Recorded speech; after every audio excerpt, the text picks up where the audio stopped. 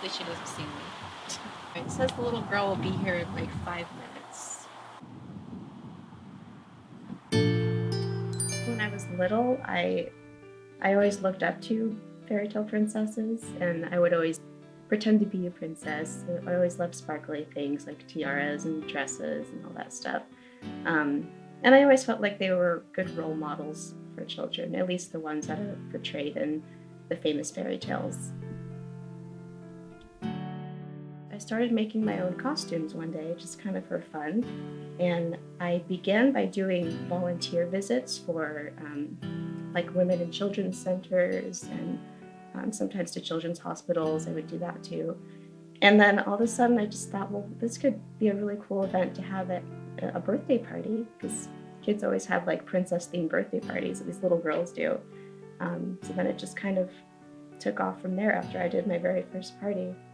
Believe it or not, I get a lot of stuff at the Goodwill and piece it together with like things from fabric shops and just like regular clothes, and I piece a lot of things together. It was like a prom dress of some sort, and it didn't have all these beads and lining on it. I actually sewed all of this on too to make it look a little more bedazzled. Very difficult dress to move in, but very pretty nonetheless. People ask me to like make costumes for them, and I have no idea where to start, because like when I make my costumes, I pull them from everywhere. There's not like really an assembly line of making them. So it's a lot of work that goes into them. I would say right now my most popular character is the Snow Queen, and she has this lovely long cape, which gets stepped on a lot, so I have to wash it a lot and spray it with Scotch Guard so it doesn't get stained. And then this is the underdress, which has got a ton of sequins. But she's definitely my most popular right now. I think I like the Snow Queen's makeup the best because she's got very cartoonish eyes that really pop out, so I can kind of have fun with like white eyeliner and blue eyeshadow and things that I wouldn't normally wear on a daily basis. It's one of those jobs where you really do have to leave all your problems at home, because you're not you for this job. You have to be this fairy tale person that kids like look up to, and you kind of have to be perfect for a little while. So it can be kind of emotionally exhausting sometimes if you're not like in a good mood.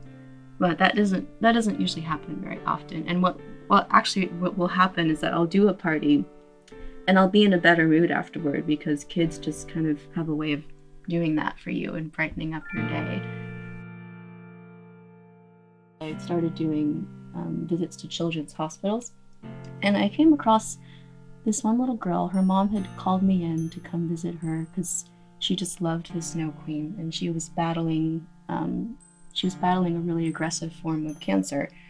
And so I visited her in her hospital room, and we had story time and we sang songs, and I decorated a tiara for her because she wasn't able to move a lot that day. I think she was just having a really bad day.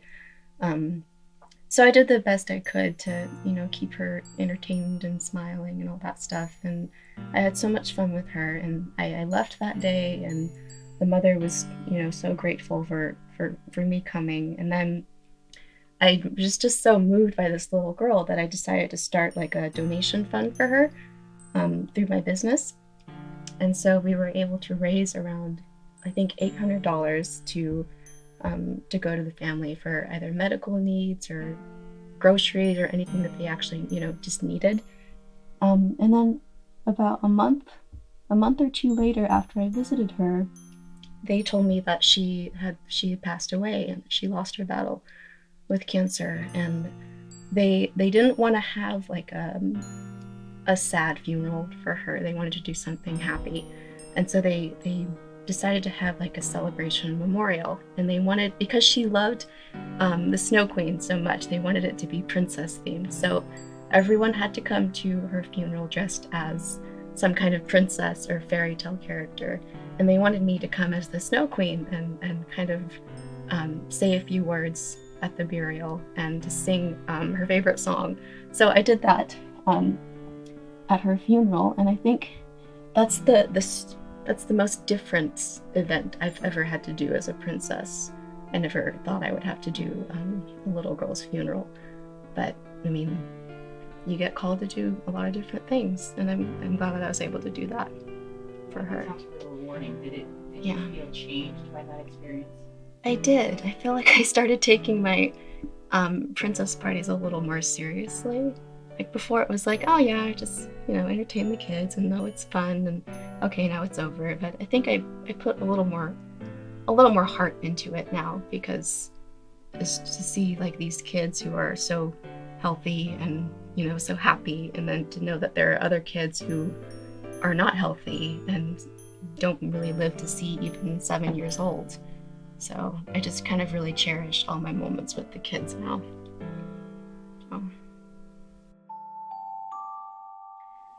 I feel like in every fairy tale, it seems like it's in this far off, place where, oh, that never happens in real life. But I think they all kind of have stories of their own that are semi-relatable to our own struggles in life. And I think it's nice to be able to relate to stories like that, especially for little kids and little girls. And I think that's what's special to the parents, and that's why they invite them to their birthday parties. Ta-da!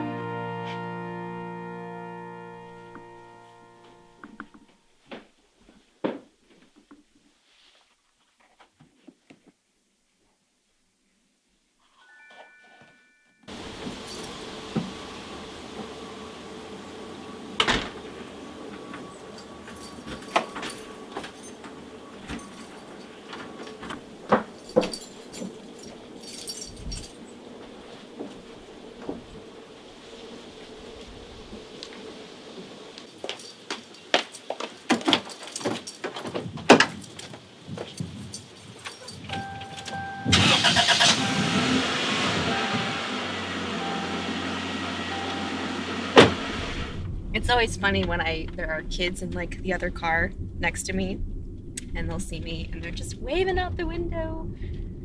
So spread a little bit of magic on the road too.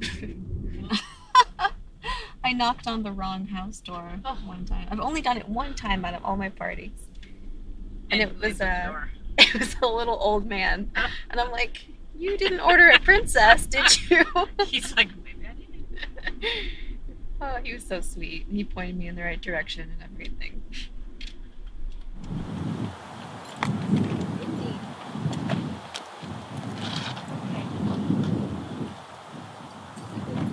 Okay. I have 5 minutes, and then I will bring you in and say, look who's here. Okay, so you'll come back out? Yeah.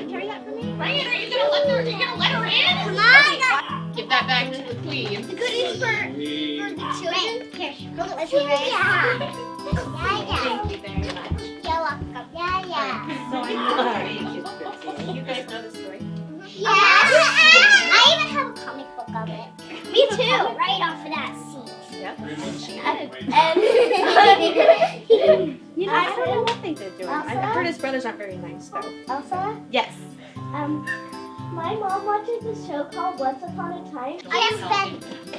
Elsa, is that your real a reindeer. Declan Jacob. I made a big mistake though. Yeah, and he did this. This is what Anna did. Guess what I would do if he was at the ocean with me? And then you. Like. Well, he seems like a nice guy at first, though, huh? Yeah, and then hey. And then I said that from your face. May you please sit? Right. So, you guys really know the story, don't you? So she's going to go to Crystal. No, it's Hans. She's going to Hans. Yes. Maybe yes. I don't know. And look at. Yeah, he does. Yes. Oh, and then he's the official ice master now. I also remember when he accidentally bumped Kristoff into a pool. Poor Kristoff. I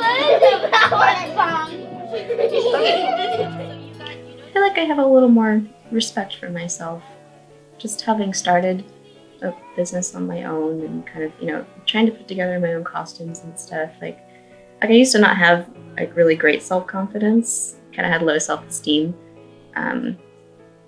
And I think starting this and pulling this off and having people actually really like what I do it's been kind of a confidence booster, and it makes me feel, you know, pretty good about myself.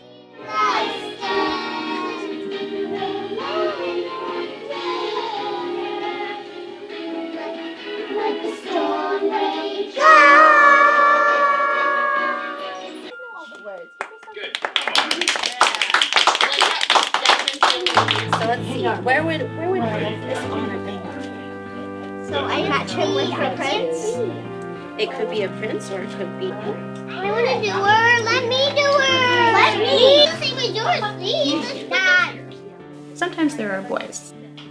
So they'll decorate their own crowns, and then after they decorate their crowns, they get to wear them for pictures. And then I've got They can be really shy and like, oh, it's girl stuff, I don't want to touch that. And then other little boys will just be madly in love with you and just want to impress you and be your Prince Charming. So I get different reactions, but usually they warm up to me by the end of the party. Where? Let's try to find there. Because I'm going to put the boys together.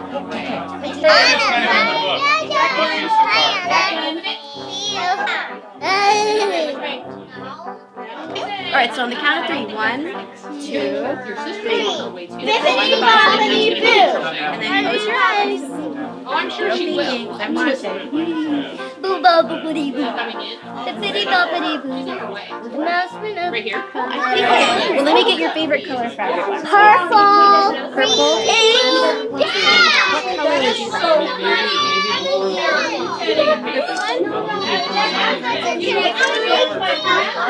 You say thank you, Elsa. I have a lot of little girls who want to invite me to their house and like have sleepovers, which I think is really funny. And I've had little girls say things like, "Well, I want to be like so and so when I grow up." You know, whatever princess I'm playing that day, and that always makes me feel good. I mean, it's kind of cool that you're embodying this character that they look up to so much, and it also makes you realize that you have to be a good role model for them because they're watching you very, very closely. Stop touching Jello. I think that's an important lesson for little girls too, as they learn about these princesses. There's so many different ones, and you have to kind of understand that they don't all come in the same shape and the same size. Maybe they do in the films, but in real life, that's not how people are. You don't have to fit a certain mold to achieve something. If someone's not letting you do something, you just kind of have to find a way to do it yourself, and that's how it gets done. And I've had kids hug me afterward and say things like, "You're a really nice princess." And I'm like, good. That's how, I mean, all princesses should be. Should never be any mean princess. So whenever you're ready, Ollie. Okay, Mr. Taken Tatum? No, honey, no, you don't need that many toes. Will you please come on my birthday? Well, when is your birthday? Thank you. After you get done doing a party, it kind of feels like you just went for a marathon jog. Like you're tired from dealing with all these really high energy kids, but you feel like endorphins almost release because it's like, that was so tiring, but that was so fun.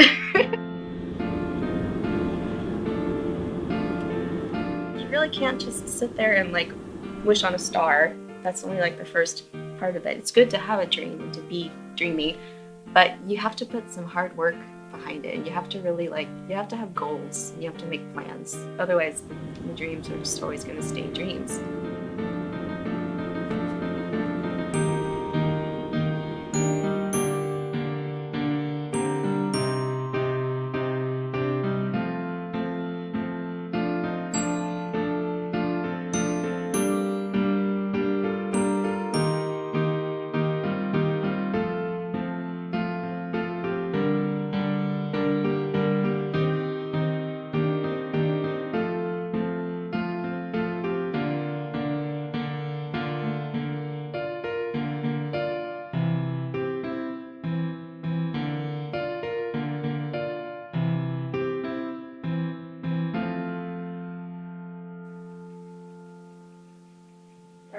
Thank you.